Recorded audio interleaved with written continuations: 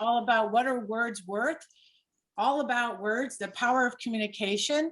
And you know, I love words. I love 4-letter words, dirty words, fun words.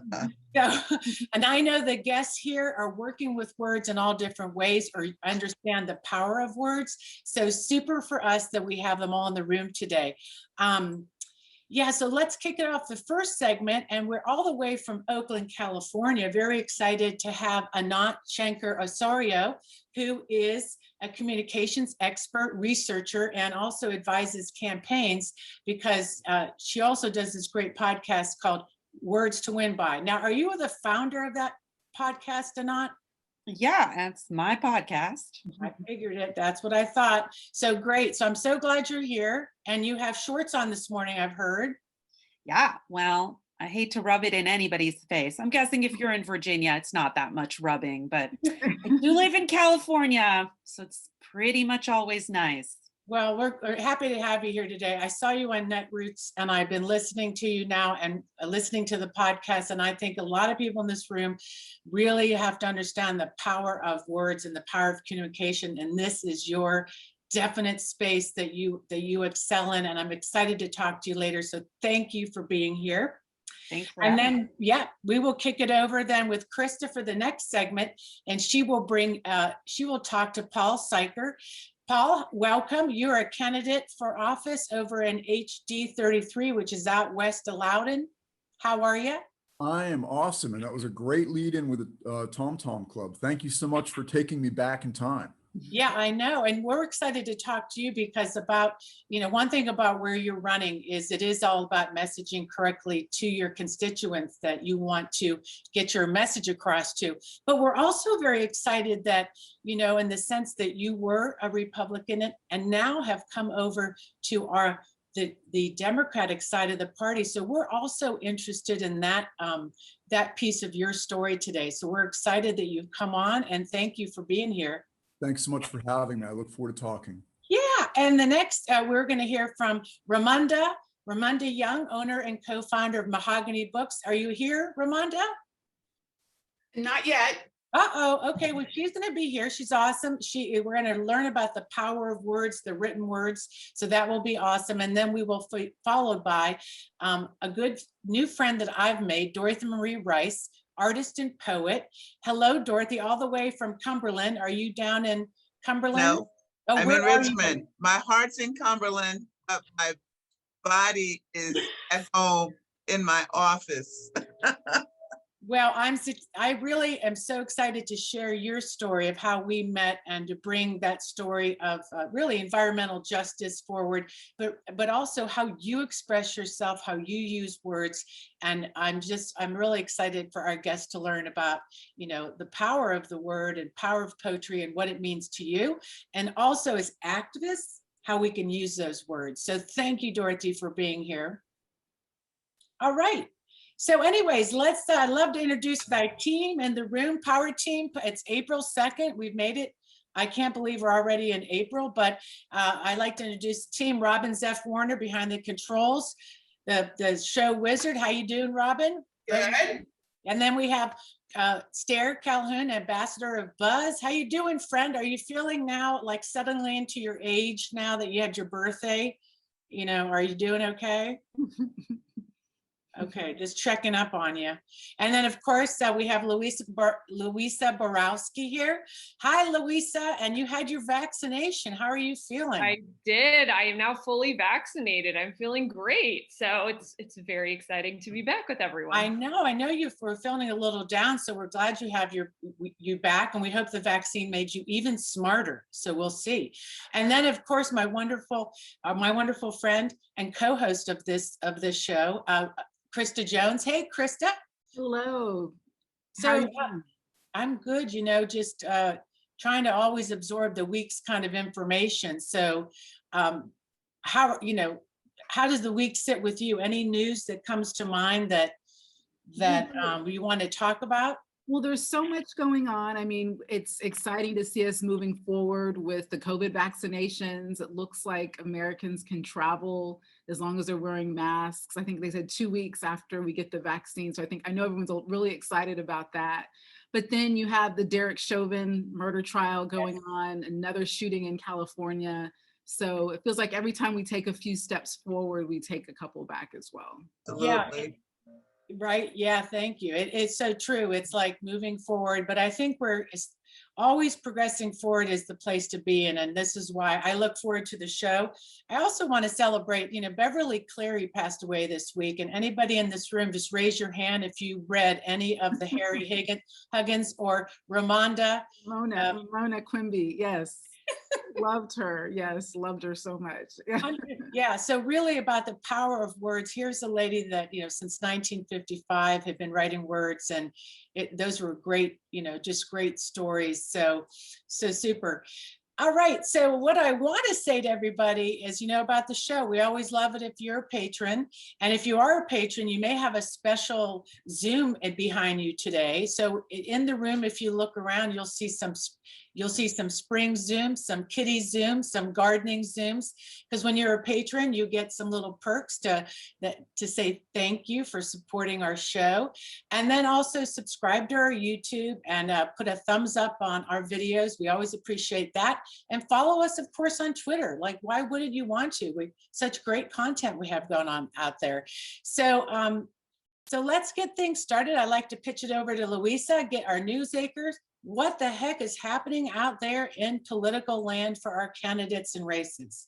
Well, there is always something going on. As we know, this is a big year for races in Virginia. We have our top of the ticket races, governor, lieutenant governor, and attorney general. But we also have our entire House of Delegates up for re-election. And the most important thing to keep remembering is investing in these delegate races this year is going to be investment for the next 3 years. They're going to have to run 3 years in a row, everyone. So the more we can help them this year, the better off we're going to be for the next 2 years to come. So a couple things that I wanted to note today. First is the Virginia Grassroots Coalition has its meeting coming up on April 11th. I'll put the RSVP link in the chat. Some of our delegates and candidates will be joining us. So we have candidate for governor, Jennifer Carroll Foy will be there. We have candidate for the House of Delegates, Deborah Gardner will be there. Paul, who you will meet later today, will be there again to talk to the coalition. And we also have candidate for Lieutenant Governor Elizabeth Guzman, who will be with us during the coalition meeting. The first hour of the coalition meeting will be our strategy discussion about elections, so you don't want to miss that. We'll be talking about some of the most recent data about which races are really going to be the closest ones and the ones we want to watch and work on. So I also want to remind people, if you've not already thought about adopting a candidate, either as an individual or as a group, please do so. I'm going to put in the chat a link to our candidate profiles on the Virginia Grassroots Coalition website. Check them out. The sooner you start to help out a candidate, the better. Our job as the grassroots is to do some of this early investment and early campaign support. So the more you can get on board, I already saw some people have some great backgrounds with the people that they're supporting this year. We need to start talking about these races now. So please use that link to learn more about our candidates. I also want to talk about a couple of our big wins legislatively. So we're finally getting to the point where laws are getting signed by the governor, and we just passed we got the signature from Governor Northam on March 24th, abolishing the death penalty in Virginia, which I am very, very excited about. It's just something that, should have been done decades ago. And I'm very glad to see that we're finally doing it now. And then there's been tons of news on the voting rights bill in Virginia that was recently signed on the 31st by Governor Northam, and I will put a link to an article. But basically, the Voting Rights Act at the federal level got gutted, and so there were a number of protections that just were no longer in place. And so what this bill does is make sure that they are officially part of Virginia law. And so this is really great news, especially coming after some of the really challenging news out of Georgia and some of our other states. So it's great to see all of this progress happening in Virginia, but it also makes us think, well, what can we be doing in helping some of these other states? So I'm going to put a link in the chat to the Fair Fight Action Phone Banks. This is the group down in Georgia, and they are trying to collect stories about how the legislation that's being passed in Georgia is affecting Georgia voters. You know, they're going to, they're taking the Republicans and the legislature to court on this. So they're going to need to be collecting these stories that'll be part of the judicial record. So if you want to get involved and help out outside of Virginia, that will be an opportunity as well. And with the weather getting better, it's almost canvassing season. So hopefully by the next time I see everyone, we'll have some canvassing opportunities and ways to get involved on the ground here in Virginia. Awesome. That was a very comprehensive report, and I could see you're back on your feet and you look good, and the nanobots are working in you fighting that virus. So that's very exciting. The good news is it's only 48 hours of, you know, needing to take some downtime, but it's always good to take the downtime. So I appreciate everyone understanding. No, it's good. And I was jumped in a couple meetings recently. All the different groups are adopting a candidate. So for our people that are new to this concept, adopt a candidate, it's very simple. A lot of us in blue areas adopt candidates outside of our area and help them, you know, help them win in different ways, from canvassing, phone banking, and texting. So good for us that we're still in this game and we're still adopting, making our family bigger. Everybody's welcome. So Absolutely. Thank you, Louisa. Thank you. I'm super excited to bring up Anat, our next guest. We got a chance to talk briefly. And are you there, Anat? Welcome. Yeah, I'm here. And, you know, knowing that Virginia is, I thought it's so important to have you on as early as possible, because I really have been trying to do as much as we can around messaging and words and communication, because it's always this, Democrats don't know how to talk about anything. You hear this all the time, but you're go a bit deeper. I would really like to differentiate your research and what you've been doing also, so people really understand, I mean, how you got involved in this work, why it's so super important to winning on our issues and for our democracy in the end. But you really get into this idea, I mean, your whole thesis and concept around the importance of how to, you know, not use this resistance kind of words, the negation. It just confirms it in people's minds. And then we tend to sort of really don't move our issue forward. Can you talk more about, like, you know, how you actually, I'm interested, got involved in this work and why you find it really super important and compelling to our work as progressives? Yeah, sure. I'm happy to. Well, I've been interested in language forever. My mom speaks 7 languages. I speak 5. I just have always been really interested and aware of the power of language. I studied linguistics as an undergrad, and then I went and did more mainstream communications. And when you do more mainstream communications, both in nonprofits and in campaigns, you learn a little secret, which is that a lot of the choices that we make about what we're going to say are roughly like this. That sounds good. Or my other favorite justification, hey, why'd you call your campaign that? Or why'd you call your thing that? The URL was available.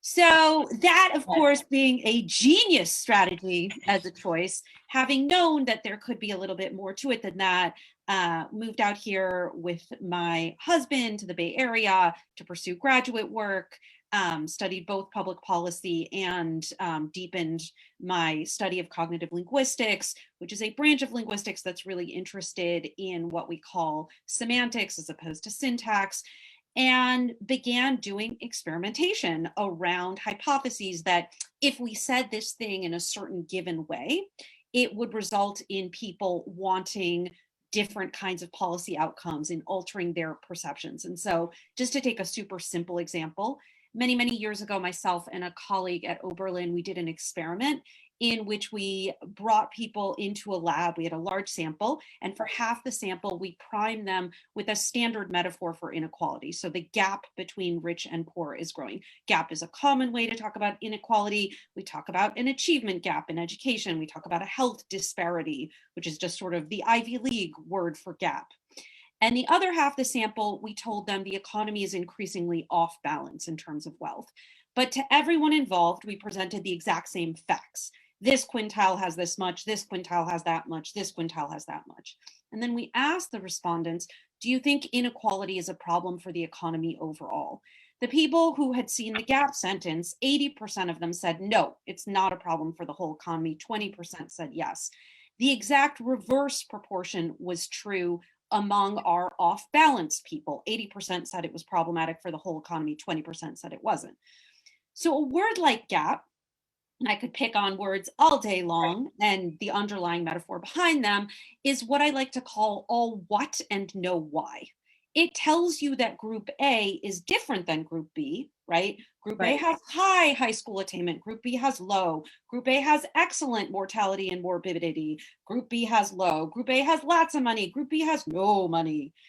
And what we see through experimentation is that when we don't provide an origin story, when we simply say group A is like this and group B is like that, people input based upon their cultural context the reason why. And unfortunately, because we live in a racist, patriarchal society, the answer that they supply for themselves is that it is a product of individual failing or some kind of debility of the group. And so, and further, a word like gap, it suggests that it eclipses from you the fact that the reason why certain people are so poor is because certain people are so rich, right? There is one economy, certainly at the national level, globally as well.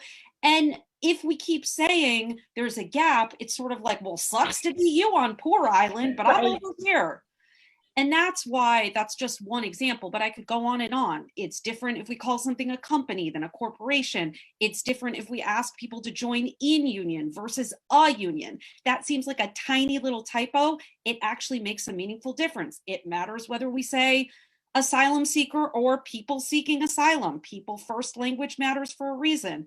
I could go on and on. No, I know you could, and I could listen forever because I think it's so important that we have this awareness. And, because as activists, we do a lot, obviously, of just trying to get people not only involved in politics, but we also help candidates. And I think a lot of us get frustrated by, we seem, as the Democratic Party seems to sometimes be behind the idea, really not do the greatest job at messaging. And one thing I've learned about the Republican Party is they seem to have this marketing kind of idea down, with George Lakoff's background of how we use language, how we trigger the brain, right? Like when you say certain things, could you explain how that, you have to be aware also of the psychological, just built in, that we're wired differently. Yeah. And we have to be careful when you say these resistance words or negation, these words, they just also, people have to understand they trigger. Could you talk more about that? Yeah. So fear-based messaging, right? I often like to joke that if I had to summarize all of progressive messaging in 3 sentences, it would be, boy, have I got a problem for you. Mm-hmm. This is the Titanic. Would you like to buy a ticket? And we're the losing team. We lost recently. Also, we lose often. So do you want to join us? And of course, I'm being mean, but I'm also, not that far off. And it turns out, unshockingly, that most people are not out shopping for new problems. They got 99 problems and they don't want yours.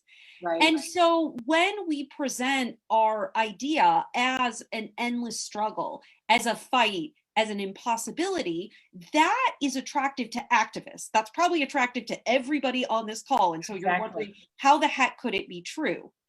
But for our base, and by our base, I mean people who are ideologically aligned with us, they agree with our propositions, but they are not yet active. Perhaps they're voting and nothing else, or they are people that I like to call our high potential voters, people I refuse to call non-voters, because no one is a non-voter. They're simply a voter we have not gotten to yet.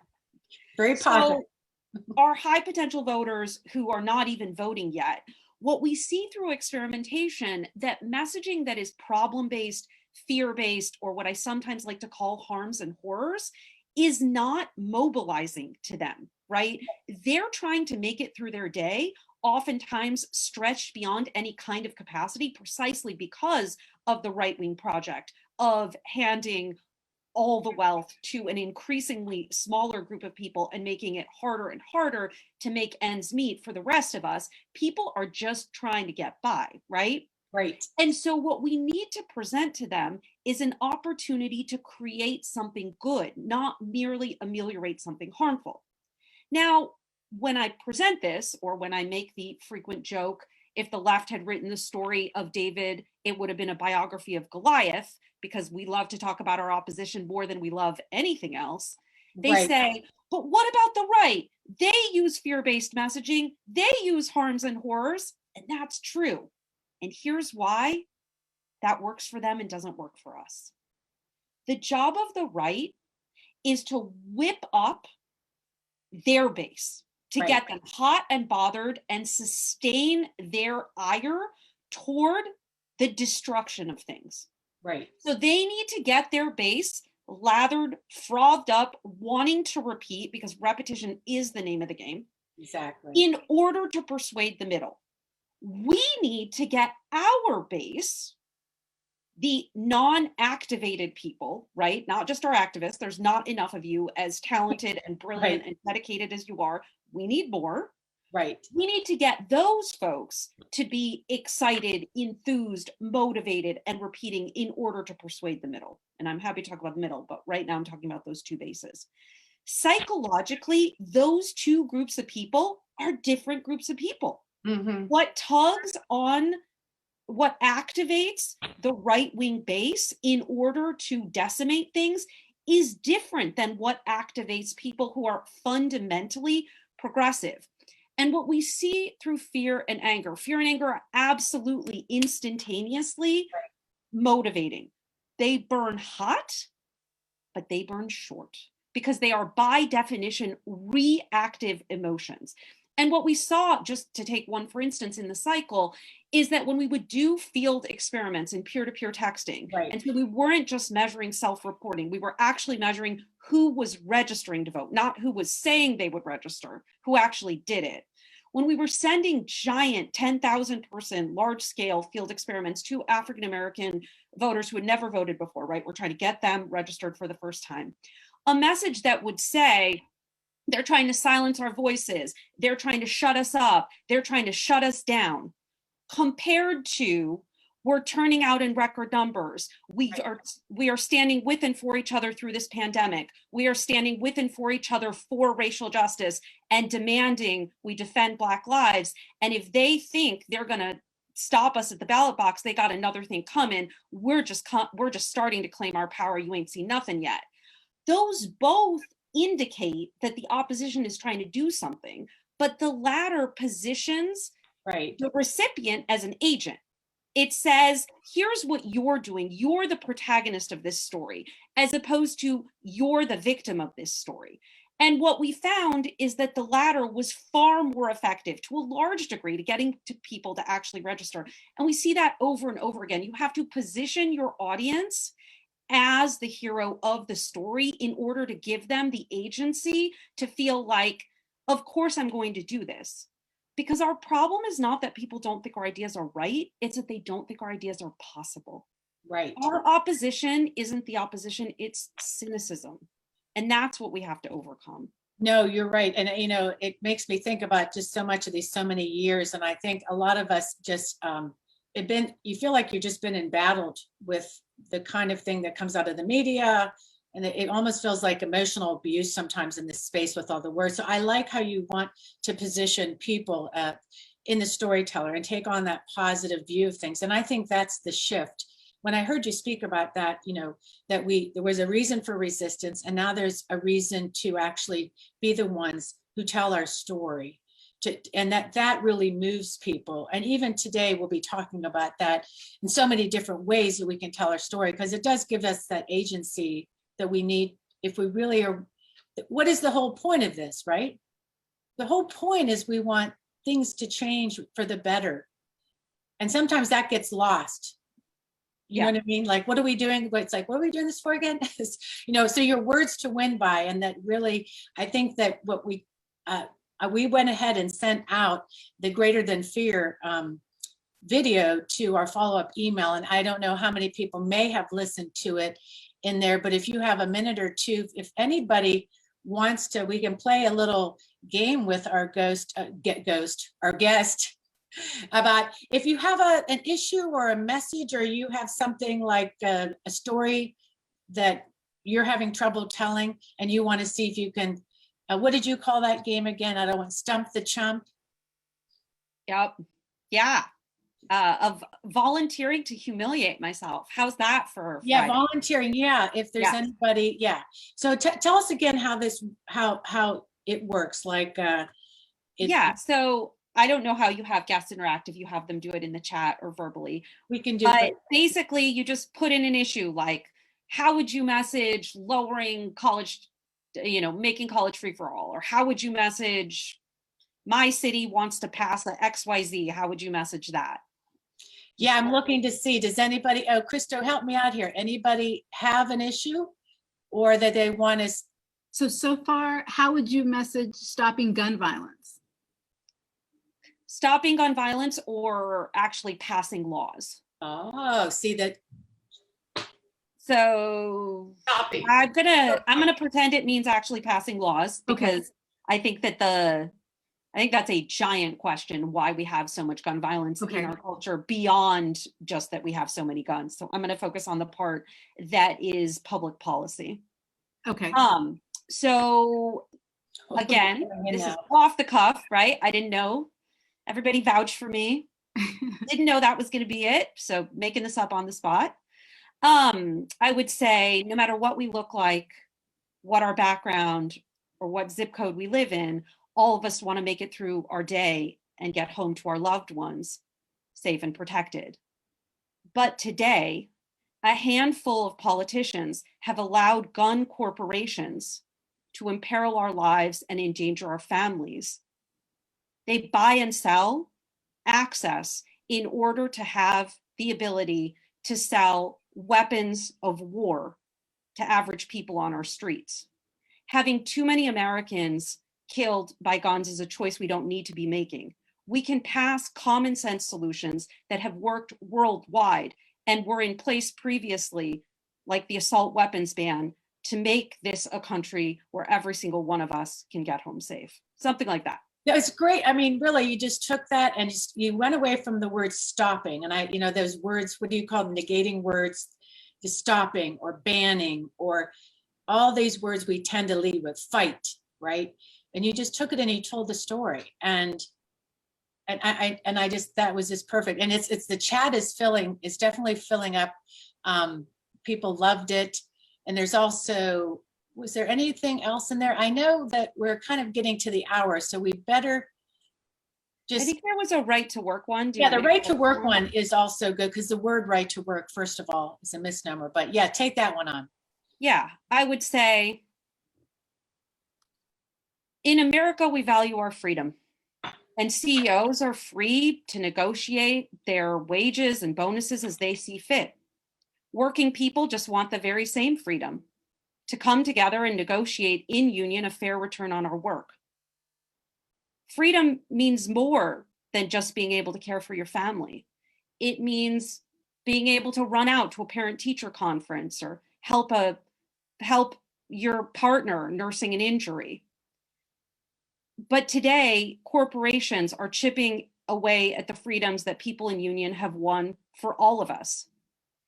Our most fundamental right to freedom requires that we be able to negotiate collectively. There you go. Something like that. Well, yeah, would need to be copy edited. Yes, if I were doing it. Absolutely. But I think too, one thing that the right media machine, why it's so easy for the right is their bumper stickers things work so well, right? Border crisis. It's everything is, our things take like you said, a little bit of that storytelling. But you also, when I saw the freedom, the one you did in Minnesota, the greater than fear, just how you use the word greater than fear. Yeah. Because that story was about they were going to hold the festival of Eid and thousands of Muslims were gathering, and it was the right wing was making out to be just like this terrorists were filling up stadiums. And I just love that story. And if people in the chat didn't listen, on the show, you need to go to the website and really look at the work Anat has been doing on this.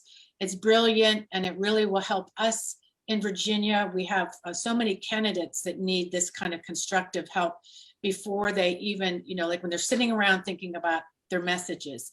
With that in mind, I'd like you to One more. I was good. Well, we got one more. What is it? It's Voter suppression. What's going on in Georgia? Okay. Yeah. Well, that's let's go at it. Voter suppression. Yeah. So unhappily, because that's disgusting and horrible, happily from the vantage point just of answering the question, the research that I have been most engaged in over the last month, 2 months, is on how we make our most potent case for voting. And I'm happy to share with you, and therefore with all of your listeners and watchers, the new materials, and I will do that shortly. But basically what we're seeing pop more than anything else is the notion of freedom to vote. And it's just coincidental that the last answer I gave was freedom, but in some ways it's not coincidental, because when we ask Americans what value they most closely associate with this country, and this is true of respondents across race, it's freedom. We cannot let the right own freedom. And so when they're engaged in voter suppression, when they're engaged in silencing our voices, what we say in response, for example, is either an opening line, and I know because we've tested this, really potent opening line A would be, most of us believe that for democracy to work for all of us, it must include us all. So that's one inroad. Mm-hmm. Opening line B that you could use, this is an either or, not both, that is really, really potent is, no matter what we look like or where we come from, most of us believe that in America, voters pick our leaders. Our leaders don't pick which voters to heed and which to silence.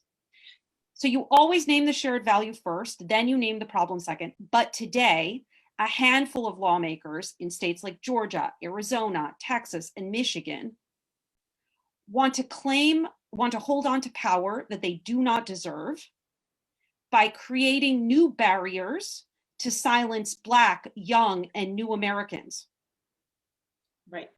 In America, we believe that every person has a voice and every vote is equal. And we will stand up to these laws to ensure we can make this a place of liberty and justice for all.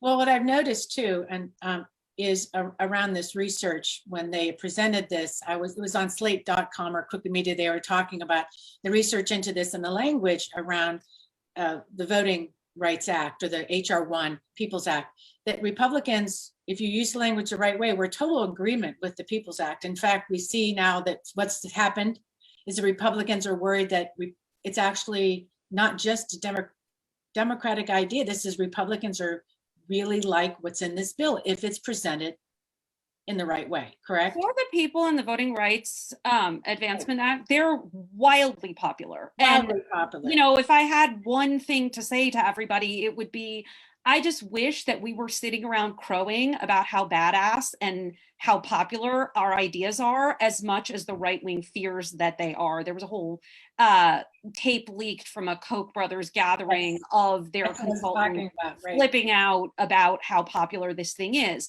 We need to be talking about these bills as the hotcakes that they are, that people want. The same that we did with the American Rescue Package. When we belabor how formidable our opposition, and believe me, I know that they are. I occupy the world. I know. Yes, gotcha. But when we talk about them and when we say they're doing this and they're doing that and they're terrible and they're horrible, instead of saying, we turned out in record numbers despite every barrier they put in our path. We demanded that every vote be counted despite every nefarious deed they tried. And we stood with and for each other to ensure that the will of the people prevailed. We're just getting started. And now we are passing legislation that the vast majority of Americans want and need and agree with.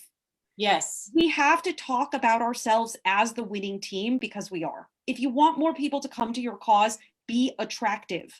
Well, it's true. And that's what and Robin is always saying, that we need to be our own cheerleaders. Well, I know we really went over time a little bit with you, but you know what? I think everybody in this, we stay late anyways for our after chat. So everybody prepared to stay a little later, because this is really good stuff and important stuff. But if you can stay on the screen for a second, I'd like to bring Paul Seiker up, the candidate in HD 33, for you to meet Paul. And Paul, I had talked to him. He is running in a very red area, a seat we've not been able to win. And when I talked to Paul about your work and I shared a lot of the research with him, and I said, Paul, do you want to try to, here's some free advice. Anything that in your campaign you have a not here, did you come up with anything that would help you?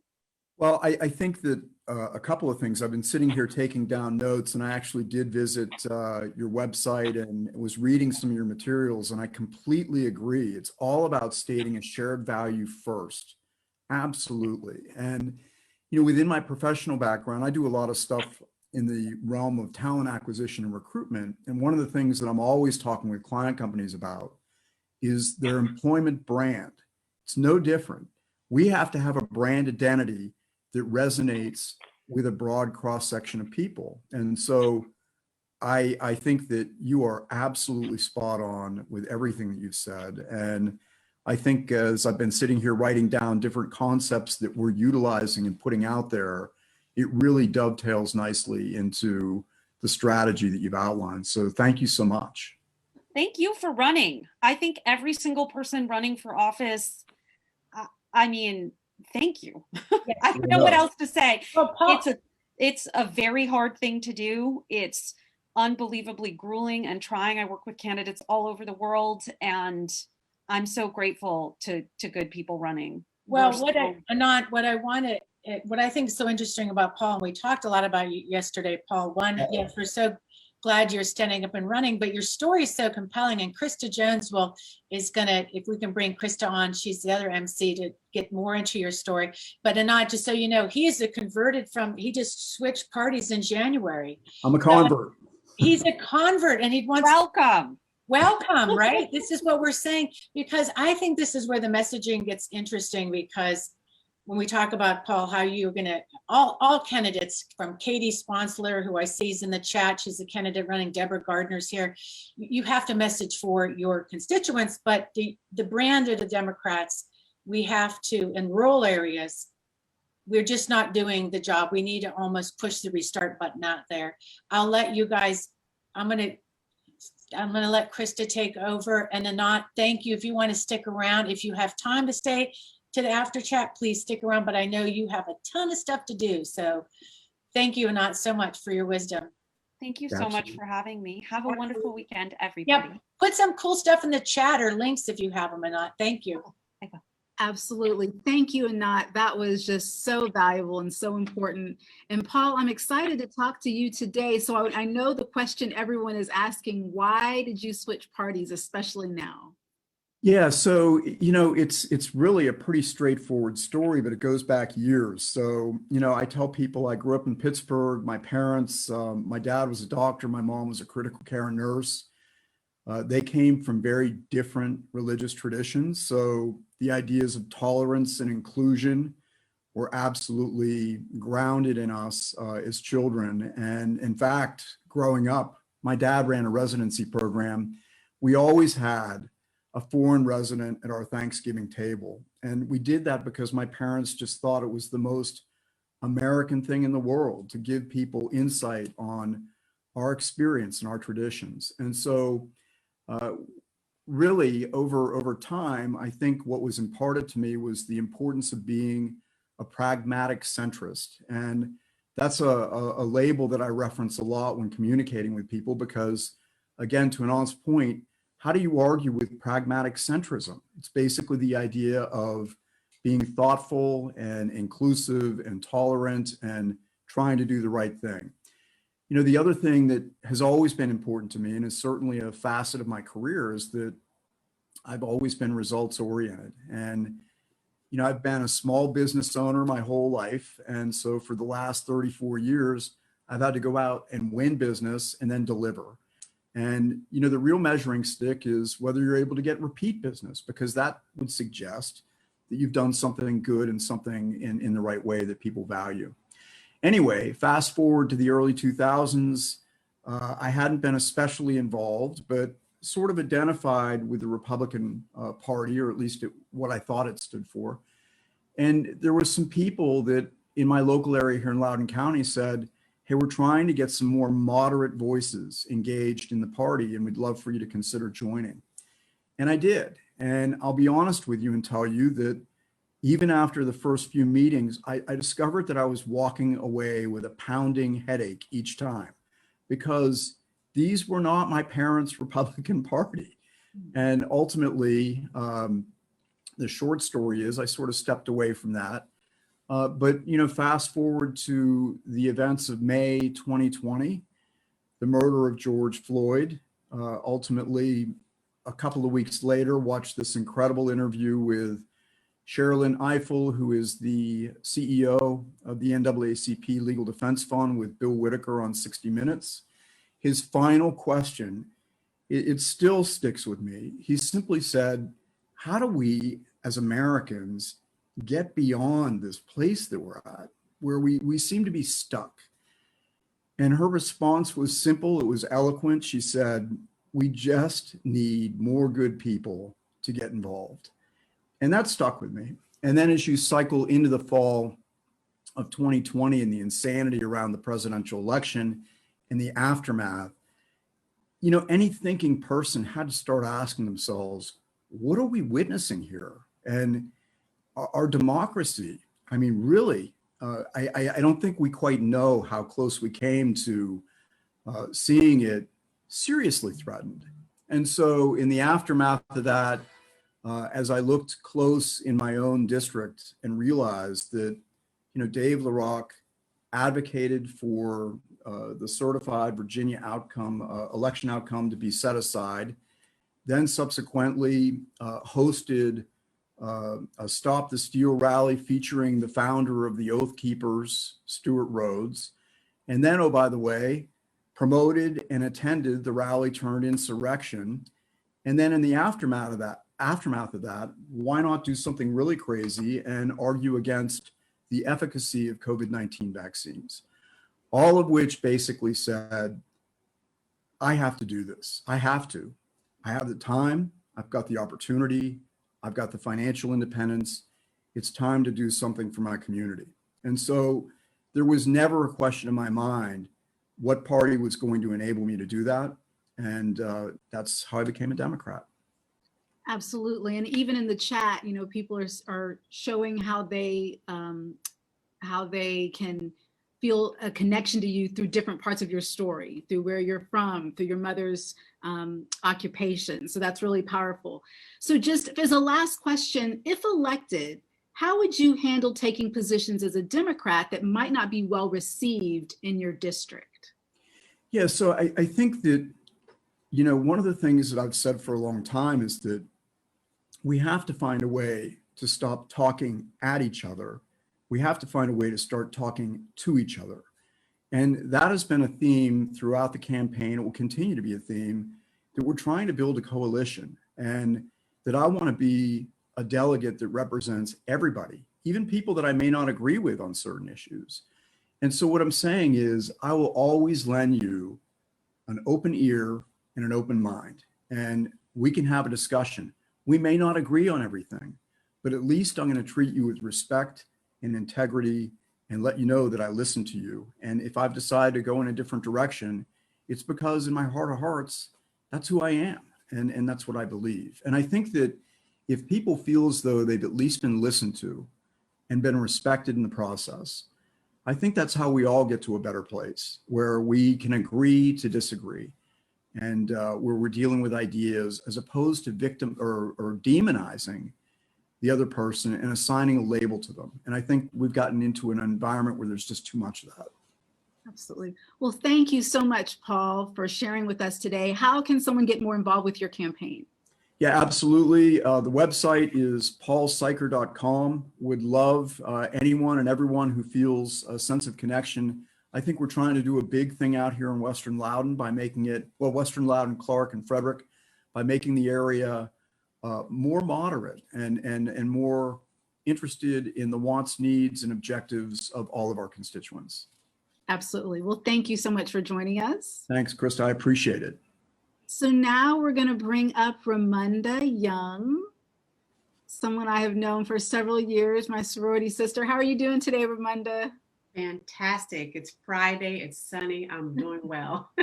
Well, thank you so much for joining us. And you just have such an interesting story, you know, especially with everything that happened last year. There's been such an interest in reading about race and race relations. Talk to us about how you started Mahogany Books, those several years ago.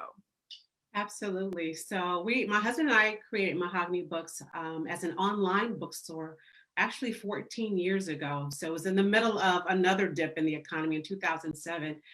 When a lot of brick and mortar stores were closing, a lot of people were trying to go on. It was just a crazy, tumultuous couple of years. And here we are. And at that point in time, in our little Alexandria, Virginia apartment, saying we want to make Black books accessible no matter where people lived. I was born in Oklahoma, raised near Black Wall Street in Tulsa. And throughout my childhood, I was not exposed to Black books, not until I went to college at Langston University. And my husband, who's from DC, raised in DC, was really swelled and surrounded by lots of culture, lots of Black culture, to be honest. And so when we got married, we were talking about different business ideas, and online was the way to go for us at that point. Low overhead, of course. But the other thing is, we could make books accessible to people who lived in Oklahoma or Iowa or Idaho, because we knew how important access to Black books really could be. It meant a lot to me when I got to college and started reading about my history in a very deep way. Going all through high school, I was not exposed to so many people in Black history, our achievements, not just slavery and civil rights, which a lot of people think we're talking about it, but there are so many achievements, there's so many great milestones, so many inventions, so many great things that we've helped change the landscape that not even just Black people were not exposed to, but Americans were not exposed to because of the different educational systems. And so for us, we started online just because, from the simple fact, we knew we wanted to put those books into people's hands, but we could do it at a cost that was very, minimal, because you have a website, you have, you're hosting, and you can send books everywhere. We had a great partner that we work with, a distributor and wholesaler, but our goal was, how do we get people's books in people's hands no matter where they lived? And so that was 14 years ago. So yeah, that was the impetus about it. It was that important for us. And I'm so glad you mentioned that there's more than slavery and civil rights. And I think about last year in particular with the centennial of the 19th Amendment, where women won the right to vote. And there were a lot of Black women's rights activists who people had never heard of, Mary Church Terrell, Ida B. Wells, who were such an instrumental part of American history. So can you talk to us more about how 2020 really impacted your business model and your work? Wow, 2020, I think I'm still a little PTSD from it, it's a very, I'll be honest, very transparent. It's a very bittersweet moment. We sold tons of books. I think from May, when George Floyd was murdered, to October, I think my bookstore, small bookstore in DC, we sold 100,000 books. Wow. 100,000. Then don't go into the holiday season. There was another big influx. And so from a financial standpoint, we're like, yes, we can do a lot more in our business, help our community more, but it came at the expense and the awakening of what, right? Some of these books have been around 51 years. I think Toni Morrison's Bluest Eye is not a brand new book. It's something that our bookstore had sold for 14 years.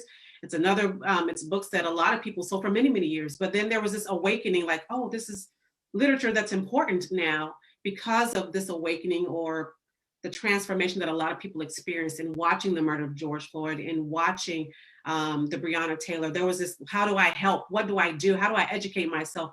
Because I'm seeing it play out over my television. So how do I read? How do I learn about the Black experience, to be honest? And I'm saying that because that's what my customers told me often through emails, through, direct messages, that I want to know more about the Black experience and slavery and civil rights and lots more. So for me, it was bittersweet because a lot of people were buying. The bitter part comes from, it became this more of a performative culture. So it's like, I bought this book, look at me, post it, share it. And then I'm like, did you read the book? I don't know, maybe they did. Mm-hmm. But a lot of people had not, because I would see it's on my to be read pile. You could see that hashtag TBR. So they hadn't read it. And then months later, it was still there for a lot of people. So for me, it's like, buy the book. I'm excited that people were interested in wanting to read. So that I was very pumped up about. But I've been telling people, you have to go beyond the book. We have to go beyond performing and saying, hey, look at me, I bought this book from a Black bookstore too. And so I want that connection to happen. We have to go beyond the book. So 2020 was bittersweet. It was both. Excited because sales, yay, but then man, we didn't get into the bookstore business just because of sales. As I told you earlier, we got into the bookstore business because we really know the power of Black stories. We really know the power of books. When we talk about for kids, for example, there are so many studies that when kids read a book and the characters reflect their own ethnicities, their self-esteem and their self-confidence are impacted. So that's why we got into books. And so to have those, that be a part of why people purchase, that's important to us. And even as adults, that was kids, but now we have an opportunity to talk about what we read, help transform how we think when those discussions happen. So bittersweet, that's my response. Wow. Yeah. So for a final question, we just have 1 minute left. What lasting effects do you want your work? So both your books through Mahogany Books, and you're also a public speaker. What impact do you want that to have on our community?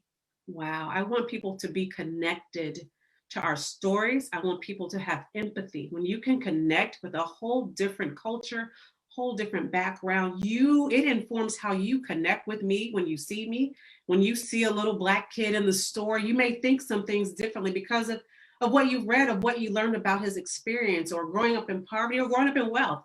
So I think that's what I want when people read a book and put that book on their shelves, not just get excited because it's there, but man, read those pages. And so that's what we want our work to be, to connect with what we've read, and then you can connect in real life with people that you meet as well. So. Well, thank you so much, Ramonda. How can our guests support you? Absolutely. So you can visit our store. We're in Anacostia, new store opening in June at National Harbor, and then online at mahoganybooks.com and on all social media platforms at Mahogany Books. And we created the hashtag Black Books Matter. So if you do have a Black book, tag us. We're just excited. So tag us and read it. That's the big thing. Awesome. Awesome. I love it. Thank Love you. it. Hey, Ramonda, I love it. And I'm so excited because Krista, just wonderful listening about this, because our next guest, I think, is going to be excited just to even say hi to you, Dorothy Marie. Hey, Dorothy. I always, Dorothy Marie is a new artist. An artist and a poet. And I had the pleasure of connecting with you over this environmental justice story where historic property out in Cumberland, Virginia, is being threatened by this mega landfill, and there's this huge fight.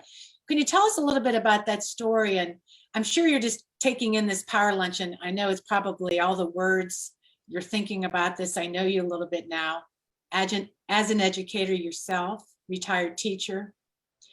And I'm sure this bookstore is interesting to you too. Mm-hmm. I'm just wondering what you're thinking in there. Well, hello, everyone. This is an honor and a privilege. What I have, 5 or 10 minutes? Well, we have 5 or more minutes because we're going to go over. We're not stopping. We're going to give you the floor, and people will stay in the chat because we do have an after chat where we could even talk more. So please go ahead. Well, in terms of relevancy, I want to share this poem first. It is entitled, Does Your Label Enable you to include or exclude certain people? Does your label send messages of goodwill or evil? Does your label make you loyal or foul? Do others follow because of your label? Does your label make you static or stable, hostile or volatile like a volcano? Are you able to erase, or is your label indelible like blood or India ink? Will your label allow you to float or sink? Is your label cynical, political, or hypocritical? Does your label affirm your tenacity to some other's mythology, or affirm your charity and humanity? I love it. Thank you. For that. No, I see that you went ahead and really, you have so much breadth of poems that you've been writing. And so when did you write that, and what got you to think about that? Was written in 2017. I've been writing poems for decades. I don't have any of my poems in a volume. I have poems in scattered anthologies, and I started to say extinct anthologies because the shelf life of poetry, I guess you could say. Everyone thinks they're a poet. Everyone thinks they're an artist. Everybody thinks they're everything. But I think it's really important to think about who we are. And just like Paul said, and just like everything that's been said so far, it really is on point. As far as the organization of which I am the recording secretary, and I have to admit I'm the worst one. I listen, take a few crazy notes, get caught up in what I'm listening to, and my job is to transcribe that later. I have a backlog of laters. I think they're going to fire me. Yeah, that's But the AMMD organization stands for the AG, Mayo, Miller, and Dungy families that had intermarried in Cumberland County over the last 200 years or so. A lot. There's of course, the African American aspect and Native American amalgamation, as well as the amalgamation with good old Scott Irish people. So when you see the people, some of them are as dark as I am, and some are as light as Catherine. They're all family. What this family discovered at a family reunion, or shortly after that, is that the Pine Grove Elementary School that they had attended, or their grandparents had attended, or the parents had attended, was on its last legs. The building has good bones, but right now it needs a roof. And we're scrambling to acquire our 501(c) status so that we can get donations, so that we can so we can restore the building right. to its former prominence in the community, because schools in any community become the center of the community, almost the heartbeat. And I used to not be able to understand that, why people getting upset. The names of the schools are being changed, and people get very passionate about that. In Richmond, you had Maggie Walker and Armstrong, for example. We got a new superintendent, I guess that was 40 some years ago, Right. I think he was from Seattle, and he wanted to consolidate the school so that the names would lose their significance and their historical value. So names and labels are important, but again, do they enable or disable us? Yes. Anyway, back to AMMD, you'd have an idea who they are. They discovered that the building was going to be lost to taxes. So my first cousin, Muriel Miller Branch, contacted everyone in the family reunion, Right. diaspora, and they contributed the money necessary to prevent the building from going from the building's demise. And ever since then, this grassroots organization with lots of allies in Cumberland and Powhatan, actually in other counties too, because it's that typical David and Goliath story, and how you frame that is really important. The Goliath in this case is Green Ridge. I think it's Green Ridge Recycling. Right, they're making the mega landfill. Right, they want to make the mega landfill directly across the road from the school. And then they want to divert the road. They want to do all kinds of things. Right. And they pretty much have been able to do what they want to do with the Board of Supervisors. Right. I don't want to make a statement I can't prove, but they even offered Pine Grove, our organization, $100,000, which sounds wonderful. And I said, my immediate reaction was, well, we don't have anything now, let's take it. But then we had to look at our vision and our mission. Right. And we would be giving up on our values. If we said, oh, yes, just give us the money, we'd be whores. So Right. we decided Wait, you're to continue. right. We're just changing. Well, Dorothy, if I can sort of, prostitutes. because we're getting up past the hour, Uh-huh. what I want people to walk away from first of all, meeting you and wanting to meet you more and hear your poems, is that story around the land. I mean, being an educator, that where you spent that time, that school has a lot that that existed there for the community, for Black children, white children went to maybe that school, people in that area, but that the history around it needs to be preserved, and they're trying to put this ruin it forever by putting this horrible scar on it. And it's really a preservation of Black history that I see. But I also see the education piece of it, how you were spent your time there as a young girl, how people were educated before Jim Crow. And then Jim Crow came about and education really changed. But that's just to give people a little bit of context about this whole story, about what we're talking about. So if you can end with one poem, we also want to put your poem in the chat and you can share it with us, if you have a link to some of your poems. Can you end with either your America Cries or the poem about that land you want to save, and then we'll go right to credits. I'll do Roots, Crown, and Canopy, which Okay, I go wrote. ahead. I Yeah. was inspired. Roots, Crown, and Canopy. How did you become a chosen one among so few in a vanishing view? Pine grove, pine cone, sprig, sapling tree. How did you become rooted in this community? How did the trees become grove, timber, lumber, floor, ceiling, walls? To embrace all the children calling, gathering, singing, and walking the 5-mile distance on early, chilly mornings from home to school and home again. Pine Grove, how did you inculcate knowledge, love, character, alphabet, science, mathematics, etiquette in a 2-room school designed for colored-only children, overwhelmed with curiosity?